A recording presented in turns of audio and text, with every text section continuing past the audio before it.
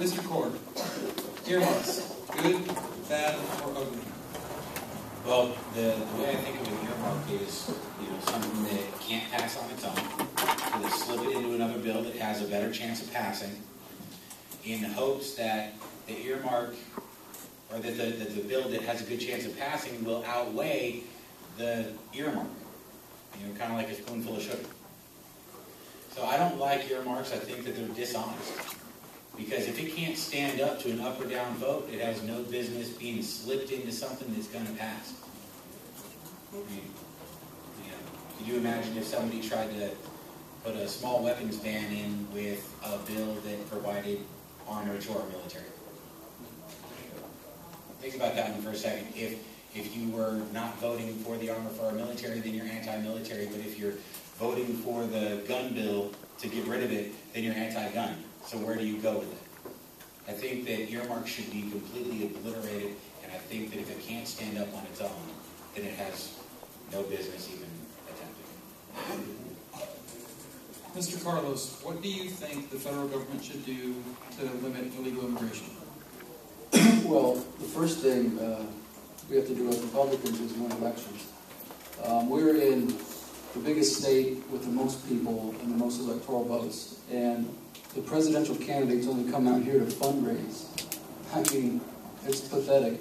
Voter registration in this state for the Republican Party is 30%. That sounds bad, but flip it around. 70% of registered voters in the state are not Republicans. That is pathetic.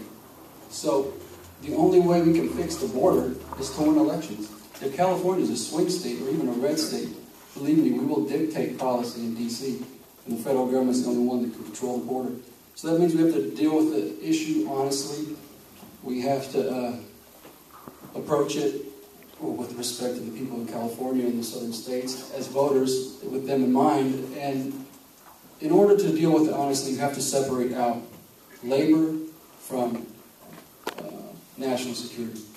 The southern border needs to be secured and protected because of terrorists, because of drug traffickers, because of criminals, and that is just an absolute imperative of the federal government to protect its people.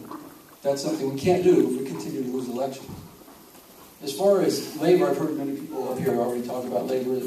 There's a need for the labor here, so let's recognize the need. Let's make it easier for people to come across the border and go back. But there's also people that have lived here for generations, and there's people, and they're related to people who are not here with papers. And if you want to win elections, you have to deal with that in an intellectually honest way. Mr. Schaub, how do you think Congress can best help to get the economy on a path that's actually growing at a significant rate? By getting off of our land, out of our farms, out of our books, and trusting the American people and American small business and industry to rehire people and remanufacture things and make Made USA the finest products in the world again. But we're never going to do that as long as we have a government telling us how we have to run our farms or our businesses, and that we have to do so many things that make it absolutely impossible to compete. That will turn America around. Remember when you were a kid, the stuff from Japan, some of us, if you're my age, was Japanese junk because it was made out of beer cans, but something made in the United States like a Sony TV or a Magnavox or a Maytag was the finest made product in the world. We don't make the finest made products in the world that we can sell affordably anymore. We're getting put out of business. The only way we are going to survive as a nation is if we start manufacturing again. One of the things I like to say, it's not goods and services that this country needs to run on.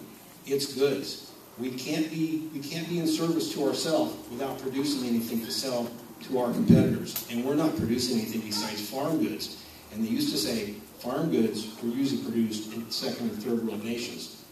America's at risk if we don't turn it around and turn it around fast and get the government reduced in size and trust the American businessman to re-put America back to work. We're not going to survive as a nation. Mr. Cord, with the Commerce Clause being used to defend Obamacare, do you think the original intent of the Commerce Clause is being fulfilled, or do you think they are using it for a purpose other than what it was designed for? Congress has the power to regulate commerce between the states. That's it. So they're using the Commerce Clause to say that the people who live inside of those states must engage in commerce because they are not engaging in commerce. It doesn't work. If you look at it from just a normal perspective, would you get a ticket for speeding if your car was parked? I'm not driving. I can't get a moving violation. But by me deciding not to drive, I mean, it'd be like if you said, I'm not going to have a car, I don't ever want to drive, and then they said, you have to get auto insurance. Well, I don't have a driver's license. The only thing with Obamacare is you can't choose to not be alive. If you decide to try and make that choice, they stick you in the puzzle factory. You know, they say, oh, I'm sorry, you're a danger to yourself. We're going to make sure that you're alive in the hospital. By the way, since you don't have insurance. No, the Commerce Clause, using the Commerce Clause for the Obamacare is a complete and utter joke. And on top of that, you can go even farther and say that it's unconstitutional for the First Amendment too, because you have religions out there who don't believe in seeking medical treatment when they're ill. And if you force that religion, I believe it's Christian Scientists, if you force them to have medical insurance, when they're never going to go to a doctor, you're just yanking money out of their pockets. You're stealing it.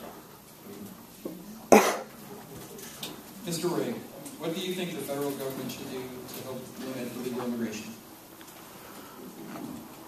I had this conversation with a group of folks of Latin descent the other day. I said, you know, they pat down old women and little kids at the airport, but we have a southern border several hundred miles where drug dealers, criminals, terrorists can walk back and forth at will. Does that make any sense? I said, we have always been a nation of immigrants. We've always welcomed people from other countries and other cultures. But at the same time, we're a nation of laws. And you can't start out being an American by breaking the law right from the get-go. First thing we do is we have to control the border. Americans are extremely nice and charitable and kind. But twice they've been told that if we make everybody illegal, then we'll take care of this border thing. And they didn't do it. Fool me once, shame on you. Fool me twice, shame on me. So first thing is to get control of the border. Then we set up the guest worker program. Then we streamline citizenship. And then we put a couple options on the ballot and let the people vote. And I think you'll find that the American people will be very charitable. Once the situation's under control, it's not continuing to grow. And having worked with the Latin families, I can tell you this, they don't like drug dealers and criminals either. The Latin families that I worked with came here because they wanted a better life for themselves and their kids. A third, last time I read, a third of all the inmates in Southern California jails and prisons are illegal immigrants. We're spending millions and millions and millions to go to our kids, our elderly, our improvements on people that shouldn't even be here. They didn't have any argument. I got done. They're on the same page with me. They're ready to go. Ms. Van, what can be done by Congress to help get job creation back up to the speed we needed in order for the economy to recover? There's one very, very simple answer to that. Get government out of the way. Plain and simple. We have got to quit overtaxing our small businesses and imposing programs like Obamacare.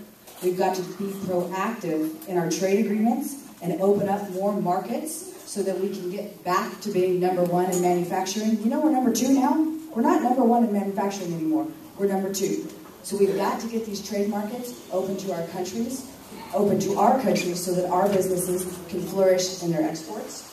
And we've got to do some serious regulatory reform. The amount of permits and the cost on every business in this country based off regulatory reform is out of control. Do you know what a percentage of a house costs in permits right now? Over 33% to build a house.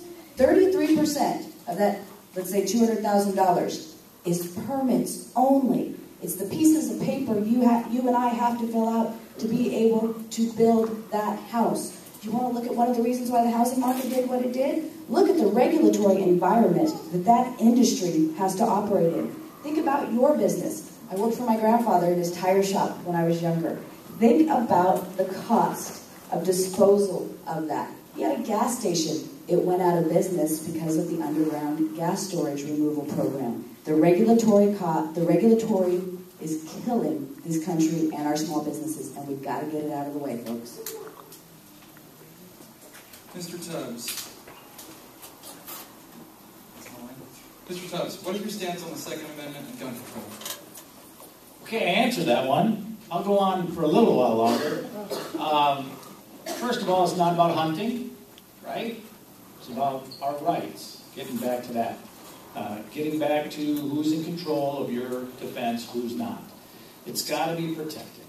The Second Amendment, putting it with all of the Constitution, if you have a Constitution mentality going forward, the Second Amendment gets swept in. It's not even an issue. There are, I think Eugene down there talked about it, where people have guns, there's not problems because the good guys have the guns. Do you remember when that one individual started shooting at an army base down south not too long ago? Talking with an Israeli person, they had no idea why such a thing would happen. You were on a military base. Weren't you all armed? Who shot that guy? Second Amendment allows us to make sure we're safe. The more gun control laws you put on law-abiding citizens, the more power the bad guys have. Let me get a little bit of time. Let me talk about cutting spending, one of my topics. We talked about growing jobs, cutting spending. There's $100 billion of fraud in Medicare. We want to make Medicare solvent. First step we need to do is go after that $100 billion. There's another $98 billion in bad invoices, accounting, keeping track. Those are big-ticket items we can go after. Cutting spending can be done. Balancing the budget can be done. We just have to have people willing to do it. And I'm one. Thank you. Mr. Ray, if elected to Congress, what would be your top 3 priorities as our representative? The first thing that I do, as I said before, would be to get jobs going. And get us, I am one of those people that wakes up excited and happy every day. I don't have no idea why, I just do. And so I tend to look at things always from a positive standpoint. So the first thing I'm looking to do is get everybody working. When you're working and people have paychecks coming in, things are good. Then we can start to work people off the entitlements and into the opportunities of employment. So once we get business going, get income going, get money being generated. Okay. Second thing, military and farming. America's free today only because of one thing, not because of politicians, scientists, musicians, or anything else. America's free because of the military. From the Revolutionary War on. The only reason we have what we have today is because nobody's got the guts to come get it. Because we can defend ourselves. You can't cut the military back to nothing. Farming. I don't know about you, but I'm kind of fond of eating. I've got the importance of habit. So you got to make sure you take care of the farmers, especially family farmers. The last thing I want is a handful of corporations own all the farming ground. You think it's interesting when when a handful of oil companies own petroleum. See what happens when they own the food. The next thing is then once everything's going from a positive direction, we have money coming in, then I start going after the national debt. We spend $100 billion a day. The richest country in the history of the world. We spend $100 billion a day in interest. Do you have any idea what we could do with $100 billion? We borrow 40 cents. That's asinine. Doesn't make any sense. The debt and then immigration. I take care of immigration. Those are the main things I get right off the bat. Mr. Shaw, going for a little change of direction here. Back to Agenda 21. Do you see Agenda 21 as a threat to our liberties and our freedoms? I see Agenda 21 as socialism. They're trying to take away control of our property. We've farmed in Yolo County in the Dunnigan Hills since the 1880s. We've maintained our soil tilth. We've protected the environment. We've regulated what grew on the soil. We kept it from eroding away. We kept it profitable. We've been good stewards of the soil.